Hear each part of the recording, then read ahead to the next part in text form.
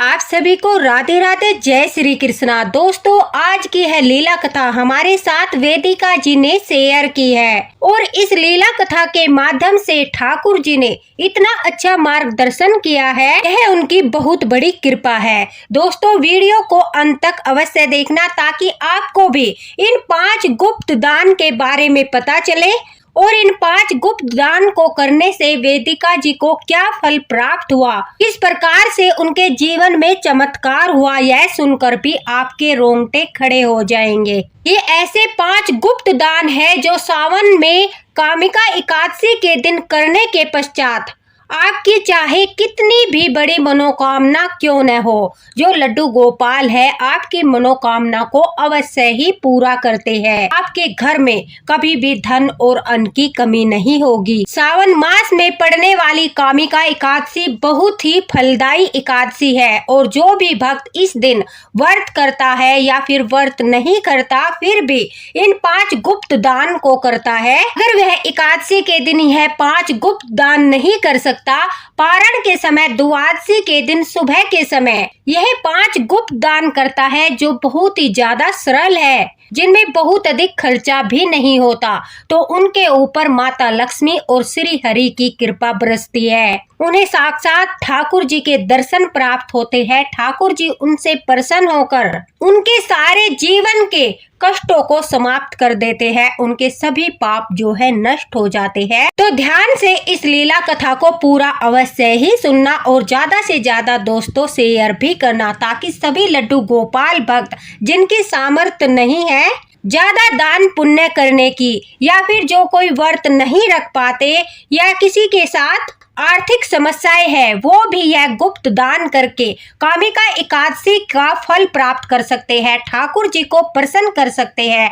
अगर घर में लड्डू गोपाल विराजित है तो कामिका एकादशी के दिन आप यह 5 गुप्त दान अवश्य ही करना, जो वेदिका जी ने हमारे साथ शेयर की है। वेदिका जी कहती है कि 2024 में हमारे हालात बिल्कुल भी सही नहीं थे। हमारे घर में बहुत ज्यादा आर्थिक तंगी चल रही थी, क्योंकि किसी कारणवश मेरे पति की जॉब छूट गई थी, जिसके कारण हमारे घर की आर्थिक स्थिति वो बिल्कुल डामाडोल हो गई थी। बिल्कुल भी घर में बरकत नहीं हो रही थी। हमारे पास जो जमा पूंजी थी वो भी सब धीरे धीरे बच्चों की पढ़ाई में, बीमारी में, घर के खर्चे में खत्म हो रही थी।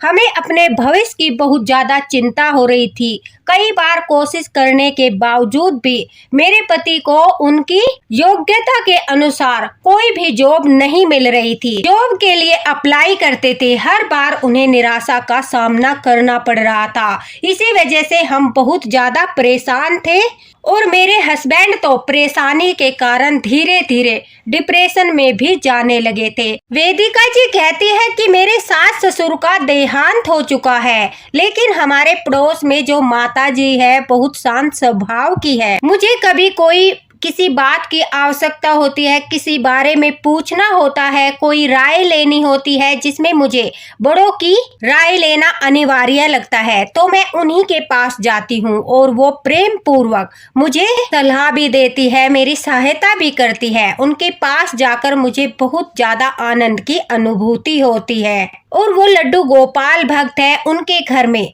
छोटे से बाल गोपाल विराजित है। बड़े प्रेम के साथ माता जी जो है लड्डू गोपाल की सेवा करती है। उनके लड्डू गोपाल को देखकर कई बार मेरे मन में भी आता था कि मैं भी लड्डू गोपाल की जो है सेवा करूं, लेकिन घर की स्थिति को देखते हुए मैंने सोचा कि अभी तो हमारी बहुत ज्यादा आर्थिक समस्या चल रही है, इसलिए मैं अभी लड्डू गोपाल की सेवा का उत्तरदायित्व नहीं निभा सकती। अब वेदिका जी कहती है कि एक दिन मन बहुत ज्यादा परेशान था, बेचैनी सी महसूस हो रही थी, तो मैं काम समाप्त करने के पश्चात उन माता जी के पास चली गई और बातों बातों में अपने मन की सारी बात, अपने मन की सारी पीड़ा उनके सामने कह दी। मेरी बातों को सुनकर उन्होंने तुरंत से अपने लड्डू गोपाल को मेरे हाथों में दिया और कहा कि इन पर भरोसा रखो, ठाकुर जी जो है अपने भक्तों को कभी भी निराश नहीं करते और मेरी बात मानो।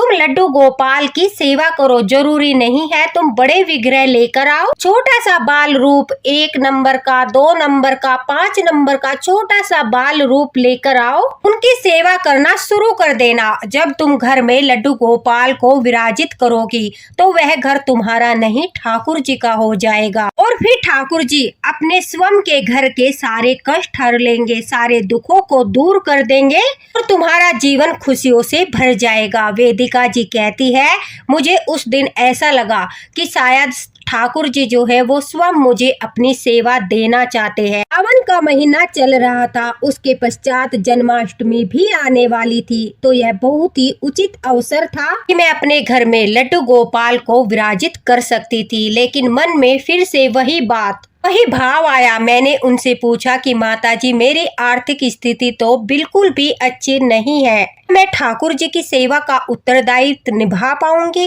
क्या मैं ठाकुर जी की सेवा अच्छे से कर पाऊंगी? अगर मैं उनकी सेवा अच्छे से नहीं कर पाई तो ठाकुर जी नाराज हो जाएंगे और मेरे जीवन में और अधिक कष्ट आ जाएंगे। वेदिका जी कहती है, तभी उन माता जी ने कहा कि ठाकुर जी भाव देखते हैं, प्रेम देखते हैं, श्रद्धा देखते हैं, विश्वास देखते हैं, और तुम चिंता मत करो। जब तुम उन्हें घर लेकर आओगी वो तुम्हें किसी भी प्रकार की कोई कमी नहीं रहेगी। देखना, उनकी सेवा के लिए तुम्हारे पास पर्याप्त धन होगा, उनके ऊपर भरोसा रखो। अब वेदिका जी कहती है, उनके मन को बहुत शांति हुई। उन्होंने माता जी के ठाकुर जी को प्रणाम किया और कहा कि मेरा बहुत बड़ा सौभाग्य है कि आप मुझे अपनी सेवा देना चाहते हो, लेकिन मेरे सामने एक और समस्या थी। वेदिका जी कहती है, मेरे पास इतना भी पर्याप्त धन नहीं था कि मैं ठाकुर जी की प्राण प्रतिष्ठा करवा सकती। पंडित को बुलाकर अच्छे से व्यवस्था करके ठाकुर जी को घर में स्थापित कर सकती। इसलिए दुखी होकर मैं बिना कुछ कहे वहां से चली गई और मन ही मन रात भर लड्डू गोपाल के बारे में सोचती रही। एक तरफ मन प्रसन्न था कि मैं लड्डू गोपाल की सेवा करना चाहती हूँ और ठाकुर जी भी अपनी सेवा देना चाहते हैं, लेकिन दूसरी तरफ मन बहुत विचलित था क्योंकि मेरे पास पर्याप्त धन नहीं था। यह बहुत बड़ी समस्या थी। मैं धीरे धीरे घर का काम कर रही थी। वेदिका जी कहती है कि अचानक यही करीब 12 बजे मेरे दरवाजे पर किसी ने मुझे जोर से आवाज लगाई। मैंने जाकर देखा तो वहां पर माता जी खड़ी थी और वो मेरी तरफ मुस्कुरा रही थी। मैंने उन्हें कहा कि आइए, अंदर आइए, आप वहां दरवाजे पर क्यों खड़ी हो? तभी उन्होंने मुस्कुराते हुए कहा कि नहीं, पहले ठाकुर जी का स्वागत तो करो, देखो तुम्हारे घर कौन आया है। वेदिका जी कहती है, उन माता जी के हाथों में छोटे से बाल गोपाल थे, प्यारे से लड्डू गोपाल थे। उनके हाथों में लड्डू गोपाल को देखकर मेरी आंखों से आंसू बहने लगे। मैं अपने आंसू रोक नहीं पा रही थी। मेरे सारे रोंगटे खड़े थे, मेरे पैरों के नीचे से जैसे जमीन बिल्कुल निकल चुकी थी और मेरे हाथ पैर भी कांप रहे थे कि यह कैसा चमत्कार है। ठाकुर जी स्वयं ही सेवा लेने के लिए मेरे घर पर आ गए। मैं अभी मन में सभी बातें सोच ही रही थी कि ठाकुर जी तो एकदम साक्षात प्रकट ही हो गए। ठाकुर जी की इतनी बड़ी लीला देखकर वेदिका जी कहती है कि मेरे तो आंसू ही नहीं रुक रहे थे। मैंने जल्दी जल्दी से आरती की थाली तैयार की, तुलसी दल डालकर जल का लोटा तैयार किया और प्रेम पूर्वक ठाकुर जी का स्वागत किया, उनका जो है गृह प्रवेश करवाया। फिर माता जी ने मेरे साथ मिलकर पंचामृत से ठाकुर जी को स्नान कराया और मेरे मंदिर में स्थापित कर दिया। उपहार में मिले हुए लड्डू गोपाल प्राण प्रतिष्ठित होते हैं, इसलिए उनमें प्राण प्रतिष्ठा की कोई आवश्यकता नहीं होती। स्वयं उन्हें पंचामृत से स्नान कराकर आप जो है सीधे मंदिर में स्थापित कर सकते हो। माता जी उनके साथ उनका श्रृंगार, उनकी पोशाक सब कुछ लेकर आई थी। यह देखकर कि ठाकुर जी स्वयं ही अपने लिए सब कुछ व्यवस्था करके आए हैं। उन्होंने मेरा एक भी रुपया खर्च नहीं कराया। यह देखकर भी बार बार मेरी आंखों से आंसू बह रहे थे कि कितने दयालु, कितने कृपा निधान है ठाकुर जी। मेरी खुशी का ठिकाना नहीं था। मैंने अपने पति को भी फोन लगाकर सारी बातें बताई, वो भी बहुत ज्यादा प्रसन्न हो गए। दरअसल वो घर से बाहर थे। माताजी ठाकुर जी को स्थापित कराकर अपने घर वापस चली गई। लड्डू गोपाल के आने से घर में इतनी सकारात्मक ऊर्जा का आभास हो रहा था कि मैं शब्दों में बयान नहीं कर सकती। वेदिका जी कहती है कि कुछ दिन के पश्चात ही कामिका एकादशी थी और माता जी ने मुझे बताया था जिस घर में लड्डू गोपाल विराजित होते हैं उस घर में एकादशी अवश्य मनानी चाहिए। अगर आप व्रत भी नहीं कर पाते तो ठाकुर जी के साथ जो है आप फलाहार इत्यादि कराकर उन्हें अच्छे से स्नान कराकर थोड़ा बहुत दान पुण्य तो अवश्य ही करना चाहिए। साथ ही साथ हम भी बिना प्याज लहसुन का सात्विक भोजन करना चाहिए, नियमों का पालन करना चाहिए। यदि किसी कारणवश व्रत नहीं कर सकते तो सात्विक भोजन करते हुए ठाकुर जी की सेवा करनी चाहिए, अच्छे से एकादशी मनानी चाहिए। अब वेदिका जी कहती है कि कामिका एकादशी आने वाली थी और मुझे पता था कि कामिका एकादशी का व्रत करने के पश्चात या तो एकादशी वाले दिन ही या फिर पारण के समय हमें दान पुण्य करना पड़ता है। दान के पश्चात ही हमारी एकादशी जो है वो पूर्ण मानी जाती है और उसका पूर्ण फल प्राप्त होता है। और वेदिका जी की इतनी सामर्थ्य नहीं थी कि वो अभी दान पुण्य कर सके, तो इस चिंता को लेकर वो माता जी के पास गई और वहां जाकर कहने लगी कि एकादशी के दिन और पारण के समय सभी लोग बहुत ज्यादा दान पुण्य करते हैं, लेकिन आप तो सब कुछ जानती हो हमारी जो आर्थिक स्थिति है वो बिल्कुल भी अच्छी नहीं है, तो मैं दान पुण्य नहीं कर सकती। तो क्या मुझे ठाकुर जी एकादशी का फल नहीं देंगे? क्या मुझे एकादशी व्रत का फल प्राप्त नहीं होगा?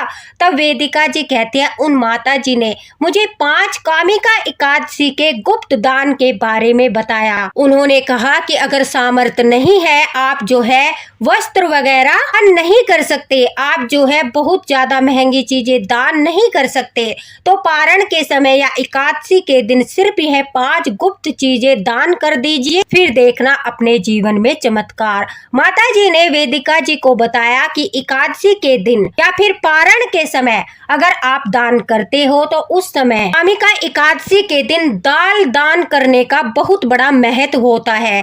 दाल दान करने से विष्णु भगवान बहुत जल्दी प्रसन्न होते हैं। और कामिका एकादशी पर कौन सी दाल का जो है दान करना चाहिए वो भी बताया। कामिका एकादशी के दिन आप अपने सामर्थ्य के अनुसार जो है 100 ग्राम से लेकर 1 किलो 2 किलो जितनी आपकी सामर्थ्य है, 100 ग्राम से लेकर आप जितनी कर सकते हो, 250 ग्राम, आधा किलो, मतलब अपनी सामर्थ्य के अनुसार, या एक छोटी सी कटोरी मूंग की दाल का दान करना बहुत शुभ माना जाता है। भगवान विष्णु मूंग की दाल का दान करने से बहुत ज्यादा प्रसन्न होते हैं। मूंग की दाल दान करने से भगवान विष्णु की कृपा प्राप्त होती है, पापों का नाश होता है, सुख समृद्धि प्राप्त होती है, क्योंकि मूंग की दाल अन्न का दान होता है और उसका बहुत ज्यादा महत्व होता है। दोस्तों, चने की पीली दाल जो भगवान विष्णु को पीला रंग बहुत अधिक प्रिय है, माता लक्ष्मी को बहुत अधिक प्रिय है, और जो पीली दाल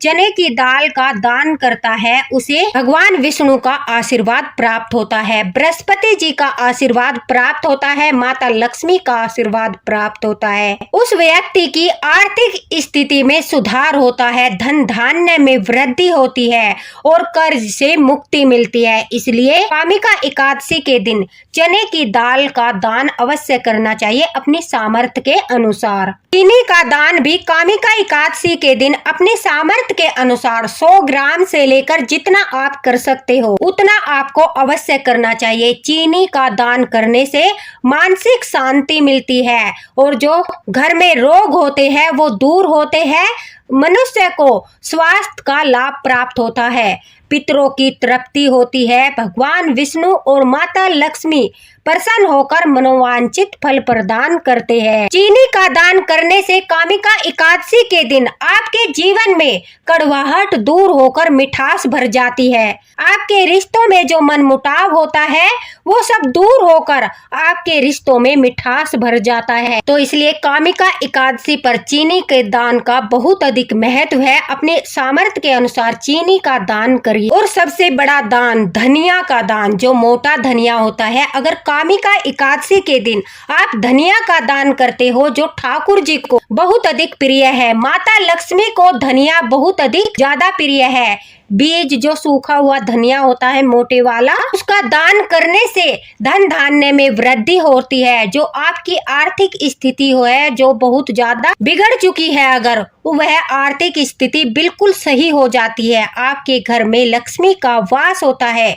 आपको जो है नजर दोष से भी मुक्ति मिलती है। कभी कभी हमारे घर पर नजर लग जाती है जिसके कारण हमारे घर की सारी व्यवस्था डगमगा जाती है। अगर आप कामिका एकादशी के दिन सावन मास में धनिया का दान करते हो तो आपके ऊपर से नजर दोष भी हट जाएगा, कर्ज से मुक्ति मिलेगी, साथ ही साथ धन की जो कमी है वो दूर हो जाएगी, सारे ग्रह शांत हो जाएंगे।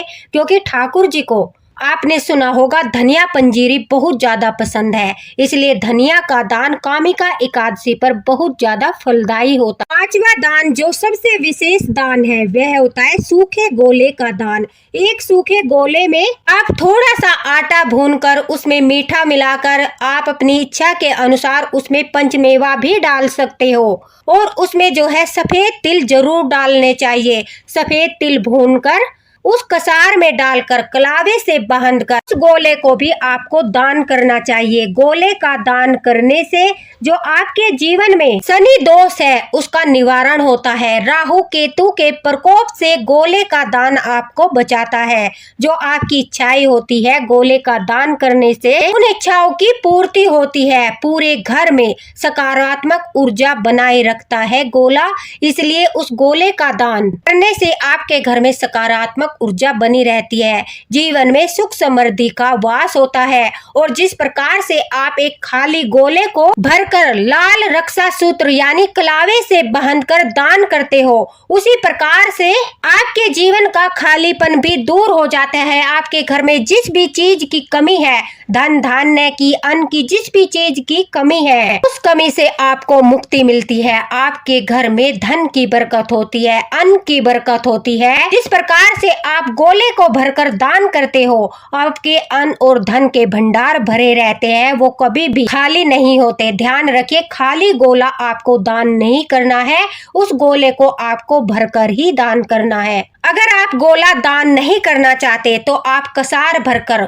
उस गोले को चींटियों को भी खिला सकते हो, उससे भी बहुत बड़ा फल प्राप्त होता है। चींटियों को गोला भरकर खिलाने से, आटे से भरकर या किसी अन्य खाद्य पदार्थ से आप गोले को भरकर चींटियों को अगर खिलाते हो तो कहते हैं कि आपके जीवन के सारे कष्ट दूर हो जाते हैं। जो काली चींटी होती है उन्हें श्री हरि की सखी कहा जाता है। अगर आप कामिका एकादशी के दिन गोले का दान आप चींटियों को करते हो तो आपके जीवन में सुख समृद्धि आ जाती है। ये 5 ऐसे गुप्त दान है, अगर आप थोड़ी थोड़ी मात्रा में भी कामिका एकादशी के दिन या पारण के समय करते हो तो आपको कामिका एकादशी का संपूर्ण फल प्राप्त होता है। आपके जीवन की सारी मनोकामनाएं पूरी होती है। वेदिका जी कहती है जब उन्हें इस बारे में पता चला वो बहुत ज्यादा प्रसन्न हो गई, क्योंकि यह ऐसी वस्तुएं थी जो उनके घर में भी उपलब्ध थी, उन्हें बाहर से खरीदने की आवश्यकता नहीं थी। अब वेदिका जी कहती है उन्होंने निर्णय किया कि वो कामिका एकादशी का व्रत रखेगी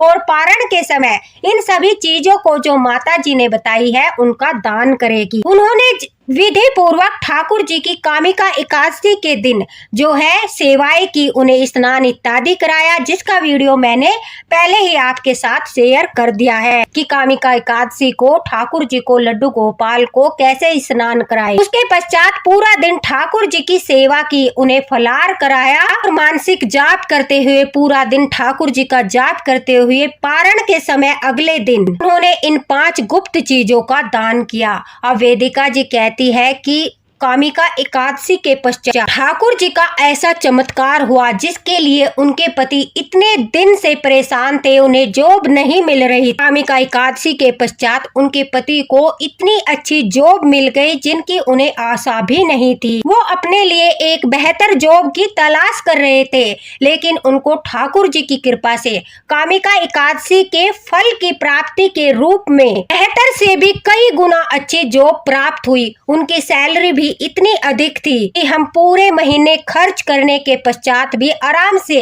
धन बचा सकते थे। उस दिन मुझे कामिका एकादशी के फल के बारे में पता चला, कामिका एकादशी के महत्व के बारे में पता चला, कामिका एकादशी पर दान करने के और ठाकुर जी की सेवा करने के पश्चात जो फल प्राप्त होता है उस रहस्य के बारे में पता चला। वेदिका जी कहती है कि ठाकुर जी की इतनी बड़ी कृपा हुई कि देखिए 2025 आ गया और आज तक, उस दिन से लेकर आज तक दोबारा से कामिका एकादशी आने वाली है। हमारे घर में अन्न धन की कमी नहीं हुई, रोगों से भी हमें मुक्ति मिली। कामिका एकादशी मेरी पहली एकादशी थी, मेरे ठाकुर जी की पहली एकादशी थी और उसी एकादशी पर ठाकुर जी ने इतना बड़ा चमत्कार कर दिया कि हमारा जीवन पूरी तरह से ही बदल दिया।